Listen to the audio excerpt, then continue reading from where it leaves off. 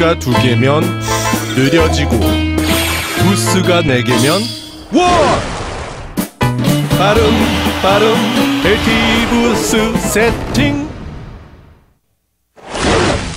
정종현 선수입니다. 아이디 콜이 없으면 아이디 콜이 있으면 I am MVP. 표준 아이디 콜은 필수. 이렇게 손쉽게 승현이를 이겼는데 4대0 나오는 거 아닌가 걱정되기도 하고, 만약에 4대0 나오면요 팬분들 저 미워하지 마시고요, 제가 우승한 걸로 좀 만족해 주셨으면 좋겠어요. 네, 감사합니다.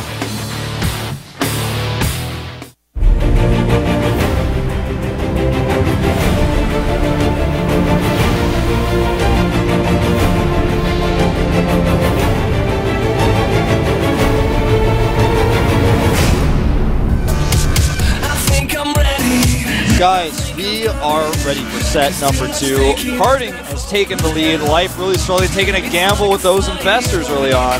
Yeah, and he paid dearly for it. He lost too many of them. The lifts were good, the Phoenixes were in position, and then he chased them down with the Blink Stalkers. Really good job here by PartinG. I have to say, every single time I see him in one of those interviews, I have to laugh a little bit, because if you meet him in real life, he's like a little bit goofy. He's like his kid, he's pretty cool, but every time in the interviews, you know, he's trying to put on this tough man image, and it's really funny. It's funny, but it is cool. But on the other hand, I have to say that it could be a 4-0 if he shows us the same performance that he showed against Sniper. If we have the Soul Train coming, then Life might struggle here. Check this out, if Starcraft Life becomes a champion, his total prize money will go over 100,000, 115. It'll also be the second Zerg after Nestea to win 2 GSLs. No other Zerg besides Nestea has won more than one. He's incredible, and as I said before, if there's a person out there who can take down PartinG, I feel it's Life, but it is not going to be easy at all. Look at this prize money. Yeah, if he wins, his total prize money will near 200,000. Of course, he will be the 3rd GSL Protoss champion. He's so good, and he showed it on Daybreak, and Life has to come up with a few strategies to surprise PartinG, and this is not going to be easy. Even Sniper with the Nidus network in the semifinals was not able to even get a twitch out of PartinG. He was in position immediately. Where's Terran? That's what that says. That was cute. But he has a point. He's got a point. I definitely respect that. I respect that question. Well, game 2 will start in just a few seconds, guys. We have PartinG and Life trash talking already in the lobby. Antigua Shipyard is the map, a really good map for the Immortal push. On the other hand, a map where PartinG in the past has also tried to take a 3rd base. Let's jump right into the game. Antigua Shipyard, game 2, the Visa Cup 2012. Let's call on roll.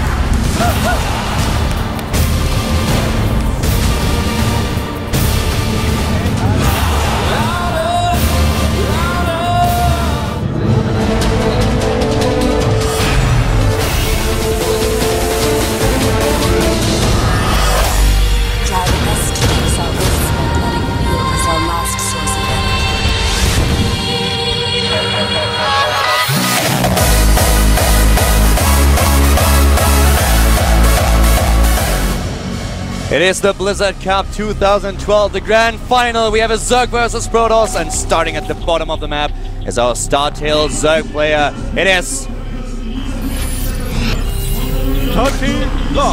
Life. We just learned in the break how important those ID calls are. Yes, it's very important. Making fun of the KT LT Warp commercials, man. I see those in commercials all the time. It's actually a great parody. And there's the mouse.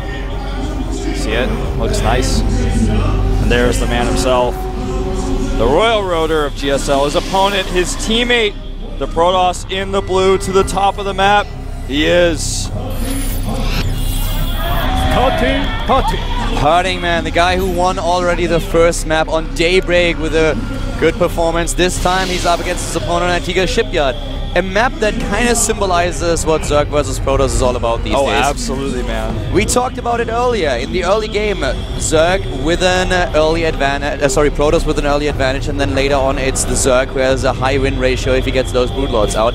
And no other map has, I feel, split Zergs and Protoss as Antigua Shipyard. In the early game, so strong, an immortal push, a 2-base time against the third base of a Zerg player if he goes for this double expand, and then later on, really difficult for Protoss to take his third base and defend it. PartinG has done it in the past, might do it again, but maybe he shows us his trademark style in game number 2. I actually completely agree. You know, Antigua Shipyard shows like the rawest, most extreme version of what our metagame is like in this matchup in 2012. We have a hatchery first, by the way, for life, and you know, PartinG doesn't seem to be scouting, so he's not going to be able to punish this in any way.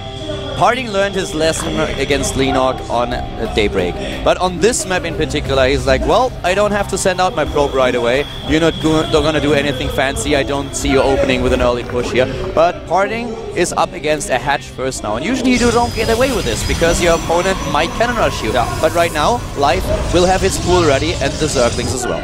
He's going to start his third base, and because there was no scout from PartinG, he's unable to deny neither the third nor the second base. And you know, this is an interesting position for PartinG now. We talked about how this map is so dangerous in the early game for Zerg, especially once that probe knows about the third base. There's several different builds we can see. We can see the Immortal push, we can see the Void Ray push, we can see a push followed up on 2 bases after Phoenix play. That third is so difficult for a Zerg player to defend without creep spread there, and even if your creep is spread there, that ramp, if the Protoss gets up there and shuts you out, you've got no chance. Yeah. Scouting is everything here, and one of the things that you could see is that the second Overlord for Life immediately positioned itself between the 3 bases, so you could see a probe coming in. Some Zerg players try to send the Overlord over to their opponent's base, trying to get a second scout into position so that later on they can get into the main base and discover what kind of tech their opponent shows.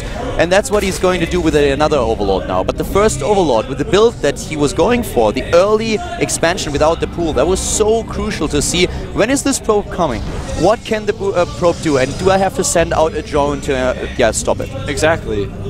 Here come the Lings, by the way, into the natural. He's trying to hold position them to do a little bit of damage. He's got to avoid that cannon. Look at that perfect placement by PartinG. Yeah, if he wants to mine with a little bit more than that many probes, he's going to have to micro, but he should be okay here. Nice. Tricky. I like it. 2 Zerglings, that's the same cost as 1 probe stops 3 probes from mining. It's very subtle. Yeah, it's subtle, but it's extremely important. Look at how much damage, how much frustration he's already starting to cause. PartinG since he skipped his Zealot. Wow, he's really nearly killed one. Yeah. He's really messing with PartinG now. Oh, and PartinG goes for the Robo. Uh-oh. Now this is just the first step. Yeah, it's only step number 1, but still. Now PartinG does not know the angle of approach of the Overlord either. He does take his third assimilator. Oh, this is tense, Calder. What's he going to make first when that Robo's done? This is when everything changes. He's got +1 on the way. And he started the Robo before he starts +1, which is usually an indicator that you go for the Immortal push. Yes. And, well, Protoss players all around the world are just now hoping to see an Immortal as soon as the robotics is done and not an Observer. Yep. We're going to find out.